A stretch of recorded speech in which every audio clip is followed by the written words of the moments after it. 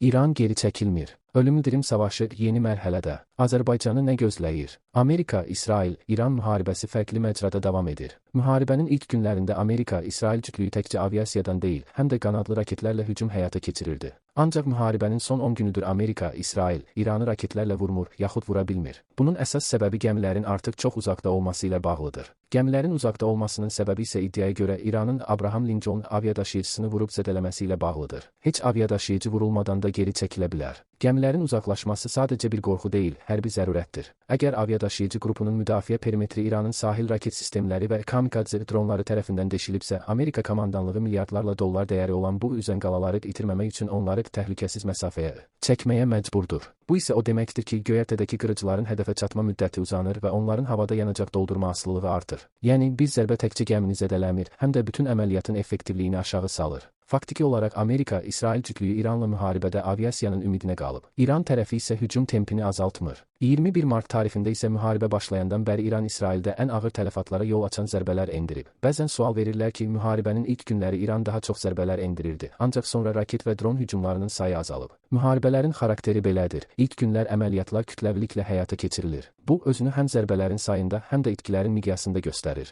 Müharibənin ilk günlərindəki kütləvi zərbə taktikasını sual edənlər görünür, 44 günlük müharibənin və ya Ukraynadakı geniş miqyaslı əməliyyatların başlanğıc mərhələsinin hərbi xarakterini unudublar. Müharibənin ilk günlərində də qeyd edirdim ki, ABŞ və İsrailin alternativ planları yoxdur. ABŞ və İsrailin alternativ planı yoxdur dedikdə onların yalnız hava zərbələrinə güvənməsini nəzərdə tuturam. Lakin tarix sübut edir ki, hava zərbələri ordunu və infrastrukturu sarsıda bilsə də quruya girmədən və xalqın müqavimətini qırmadan rejim dəyişikliyi mümkün deyil. İranın geniş coğrafiyası və dağlıq relyefi isə bu hava zərbələrinin effektini minimuma endirir. İlk günlər qarşılarına qoyulan əsas tapşırıqları yerinə yetirdilər. Həm dini lideri, həm ordunun generallarını aradan götürdülər. İran ərazisində bütün strateji obyektləri vurdular. Nəticə nə oldu? Rejim dəyişmədi, ordu heç nə olmamış kimi döyüşləri davam etdirir. Artıq ABŞ-da həm Trumpın komandasında olanlar, həm də ona müxalif olanlar bildirir ki, rejimin dəyişməsi qeyri-mümkündür. Sual yaranır, bu müharibənin başlamasında məqsəd nə idi və nəyə nail olunur? Trump da bildirdi ki, İranın körfəz ölkələrinə zərbə endirəcəyini gözləməyiblər. 12 günlük müharibədən sonra o müharibə ilə bağlı yazılarımda qeyd edirdim ki, əgər yenidən müharibə olacaqsa, İran körfəz ölkələrini vuracaq və Hörmüz boğazını bağlayacaq. Təsəvvür edin, ABŞ, İsrail İrana hücum edir. İran isə ancaq İsrailə və ABŞ-ın hücumda iştirak edən hərbi gəmilərinə zərbələr endirir. İran bu müharibədən heç cür qazanclı çıxa bilməzdi.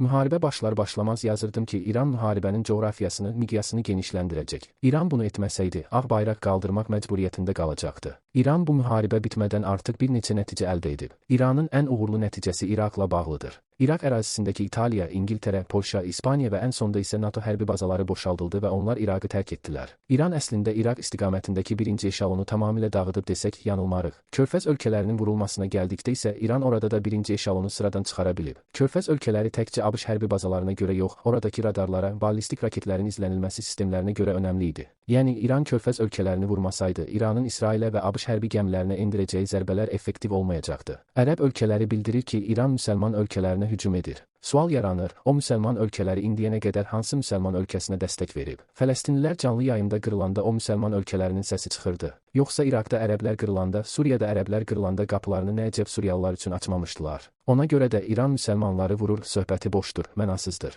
İranın körfəz ölkələrindəki infrastrukturu hədəf alması həm də ABŞ-ın logistik mərkəzlərini iflic etməkdir. Bugünün şərtləri daxilində Dubay və ya Bəhreynin vurulması təkcə yerli krallıqların deyil, həm də orada yerləşən ABŞ-ın 5-ci donanmasının təminat yollarının kəsilməsi deməkdir. İran faktiki olaraq ölüm-dirim savaşına girib. Bu tip savaşda təhdid, təhlükə qardaşından da gəlirsə vurulur. Tarixdə bunun yüzlərlə örnəyi var. Trump Avropa ölkələrini, xüsusilə NATO-nu hədəf alıb. Hətta atonu ABŞ-sız kardondan düzəldilmiş şirə bənzədib. Əslində NATO-nun ABŞ-lı yaxud ABŞ-sız kardondan şir olması Rusiya-Ukrayna müharibəsi ilə aydın olmuşdu. Trump NATO-nu və Avropa ölkələrini onlara dəstək verməməklə ittiham edir. Trumpdan öncəki ABŞ prezidentləri bütün təcavüzlərdə öncə koalisiya qururdu, ardından işğala başlayırdı. Trump və Netanyahu özlərinə o qədər arxayın idilər ki, düşünürdülər bir neçə günə məsələni həll edəcəkdilər və qazancı da yalnız özlərinə qalacaqdı. Müharibə başlayan zaman YouTube kanalımda qeyd etmişdim ki, əgər görülsə İran məğlub olur, hətta Lüksemburq belə müharibəyə qoşulacaqdı. NATO da, Avropa ölkələri də öz potensialını yaxşı bilir. Ona görə də görəndə ki, İran şiddətli müqavimət göstərir, açıq şəkildə bildirdilər ki, bu bizim müharibə deyil, bizimlə məsləhətləşdirilməyib. Bəzən bu tip şeylər yazanda kimlərsə girib yazır ki, ABŞ-da birinin ağlına gəlmədi bunlar. ABŞ-da o qədər institutlar var, onlar bilmirdilər bunu.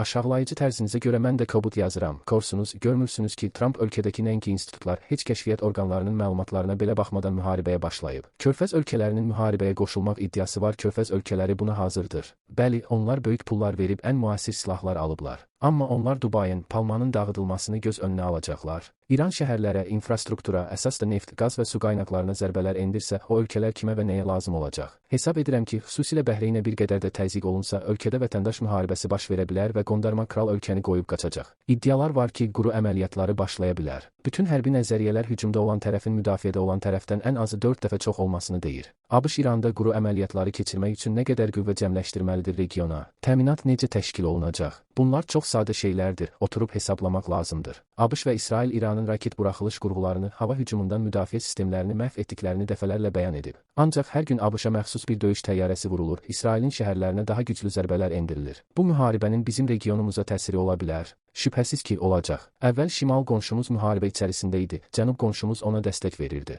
İndi isə cənub qonşumuz müharibədədir, şimal ona dəstək verir. Necə bir dəstəkdən söhbət gedir? Bugünün reallığında İran tək döyüşmür. Rusiyanın kəşfiyyat peykləri və bəzi iddialara görə elektron mübarizə sistemlərinin koordinasiyası ABŞ təyyarələrinin vurulma tezliyini artırır. Bu, müharibənin artıq lokal deyil, qlobal bir qarşıdurmanın cəbhəsi olduğunu göstərir. Faktiki olaraq iki böyük qonşumuz müharibə içərisindədir. Bunun regionumuza təsiri olmayacaq demək sadəlövhlük olar. Açıq şəkildə görünür ki, manevr imkanları azalıb. Hesab edirəm ki, Trumpın adına qoyulmuş TRIP layihəsi ilə bağlı məsələ də gündəmdən çıxacaq. Çox maraqlıdır ki, bu layihə ilə bağlı söz deyəndə ermənilər qalır kənarda, birinci Azərbaycanlılar adamın üzərinə hücum çəkir. Ay bala, ay uşaq, o layihənin səninlə heç bir əlaqəsi yoxdur. O layihədə keçəcək yol Ermənistanın suveren ərazisi kimi tanınıb. Ermənistanda keçiriləcək seçkilərdə əgər Paşinyan yox, Köçəryan qalib gələrsə, regionda yenidən gərginlik yaşanacaq.